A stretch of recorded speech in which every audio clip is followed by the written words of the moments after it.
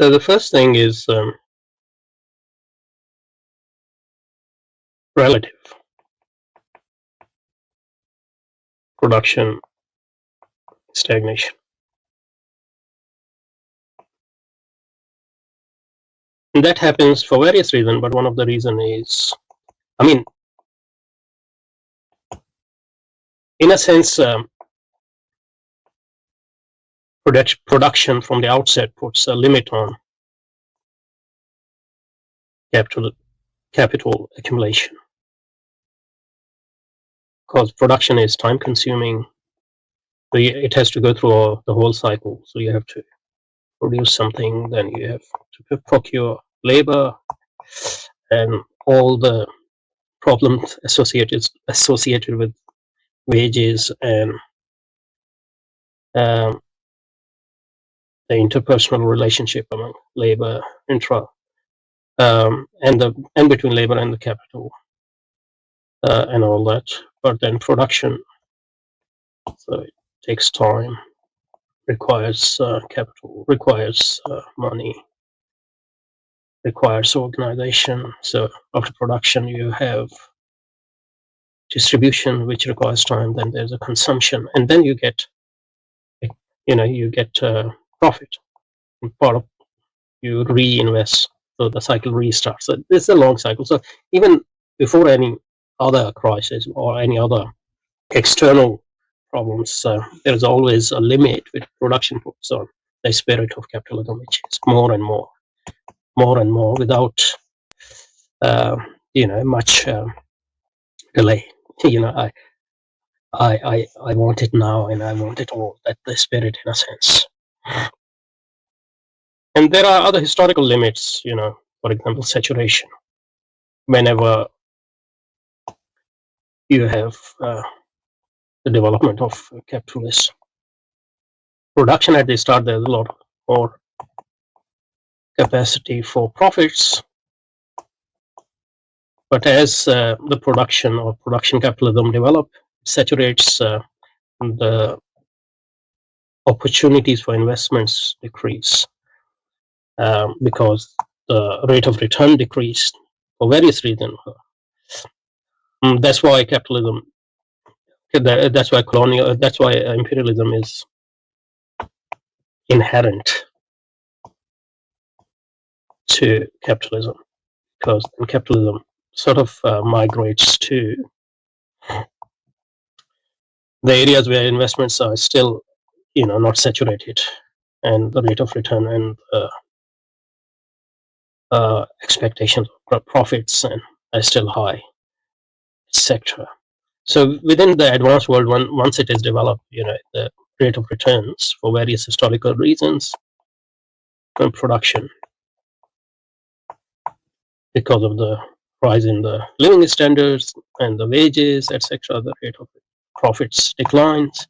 So production migrates to overseas, to China and other countries, and that's called the relative stagnation of production. And the main accumulation start, the capital investment and accumulation start occurring in other areas, in services, in banking and financial system, because in financial.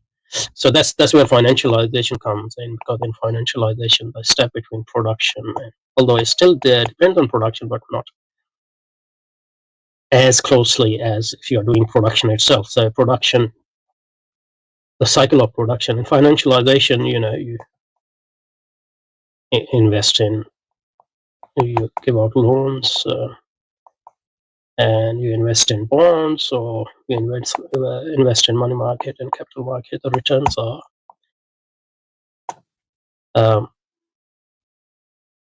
the investment doesn't have to go through all the cycle and wait through the cycle of production, consumption, and then investments, and that circuit is sort of minimized, and the return are more than the returns in production and quicker, and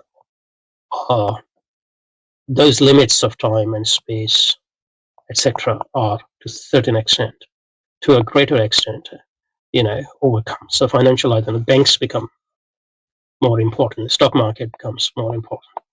money market becomes more important. The capital market becomes more important, and the bulk of accumulation occurs in those markets rather than production markets and production. So that's what financial and income inequalities. Obviously, income inequalities are always there. Especially at the start, wages, as Marx wrote, as other Engels wrote. Labor, the 19th century, early 19th century wages were very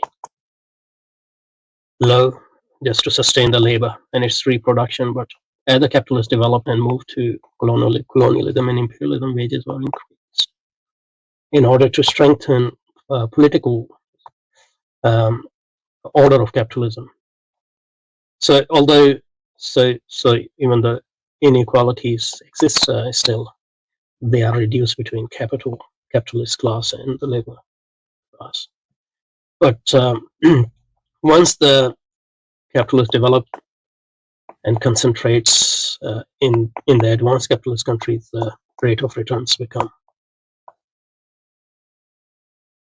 relatively rates of profit become less. The relative difference between the capital and the labor increases again. And income distribution and inequality becomes the means of increasing those profits, etc. So these are the three trends, structural trends of capitalism, postmodern capitalism, which are different from other eras of capitalism. But the spirit remains the same, which is accumulation for the sake of accumulation. And these three trends represent the strength of capitalism as well as its weaknesses.